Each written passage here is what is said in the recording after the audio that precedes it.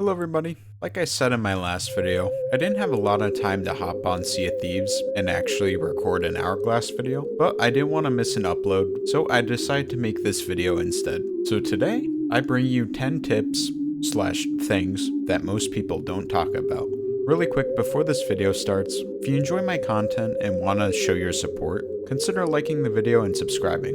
I'm trying to slowly grow this channel, and the first step in that direction is trying to reach 18,000 subscribers by the end of the year, which I think we can do, but who knows, we shall see. Anyway, thanks for the support, and I hope you enjoyed the video.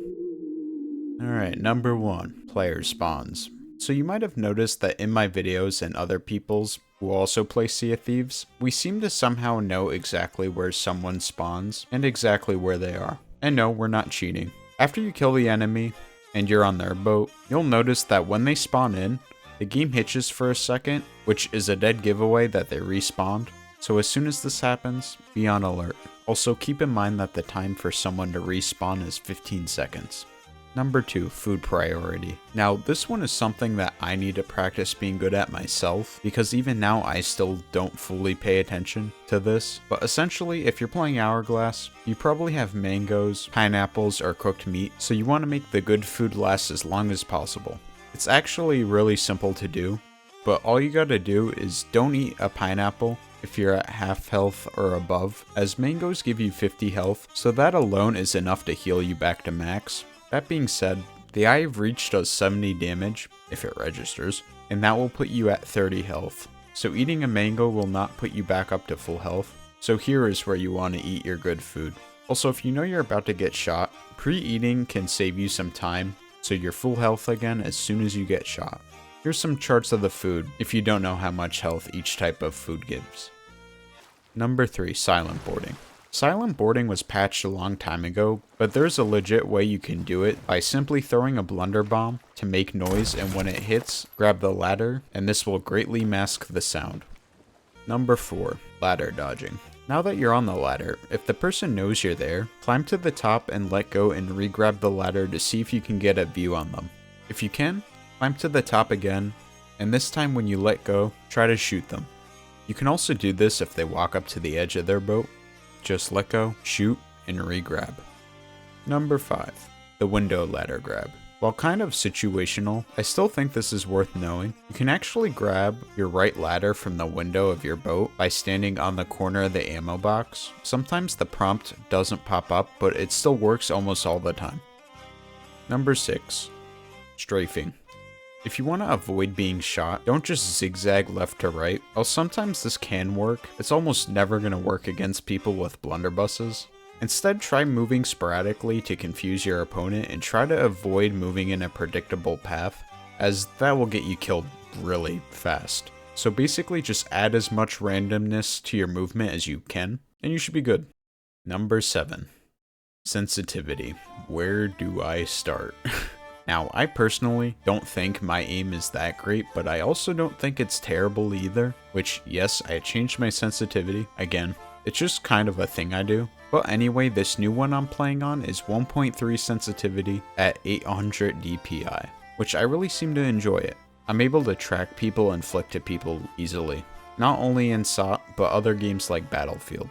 And if you were wondering how I know I have the same sensitivity across games, you can use websites like mousesensitivity.com to calculate your centimeters per 360, which, as you probably guessed, it's the amount of area you need to move your mouse to do a full 360, which in my case is 28 centimeters. From what I've seen, most pros play around 35 centimeters, but that doesn't mean you should switch your sensitivity to something like that.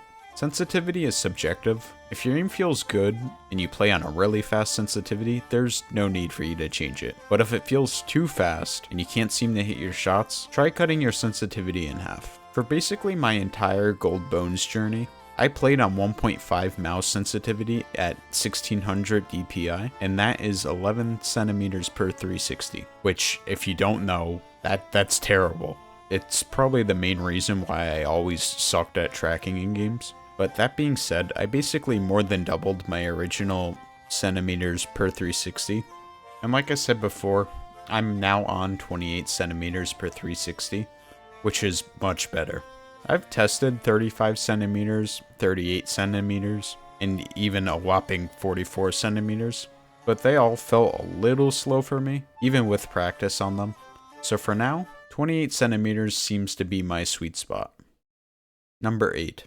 Crossbow sniping. Sniping the enemy players can be pretty difficult, but it's not too hard to learn. You'll never know the exact spot you need to shoot at first because you don't know the exact speed of their boat. That being said, if you aim slightly in front of their cannon and shoot, you can get a pretty good idea of how much lead you need to add to hit your shots. From what I've seen though, most of the time, you just have to aim somewhere in between their harpoon and cannon. Unless they're really far, then you need to start aiming in front of the boat, which definitely adds an extra layer of challenge. Also, obviously, if both boats aren't moving, you don't need to add any lead. Number 9. Reduce hold to interact. Honestly, this is probably my favorite setting because what it does is it makes it so you don't have to hold your interact button to load cannons. Just be careful with this though, because you can accidentally anchor yourself and insta-offer if you press the button once. Number 10. The Hourglass mindset. I get it. If you're just starting out, Hourglass might not be that much fun for you. You actually might not be having fun at all. But I promise if you put in the time to really think about this, it can really change your mindset about the game mode and it will help you win. The next time you sink, instead of crashing out and destroying your entire setup or however else you rage, I want you to sit there for a moment and try to think of how you sunk exactly, then work backwards from there to find out how you got into that position to begin with. Now on future matches, try to actively avoid those mistakes that made you lose. This is something I do myself and why you never hear me rage in my videos. The most you'll hear sometimes is like mild annoyance, and that's probably because I got bone collared or curse ball spammed, which by the way is not your fault if you sink. At that point, it's left up to RNG if you can survive the bone collar and curse ball dumping.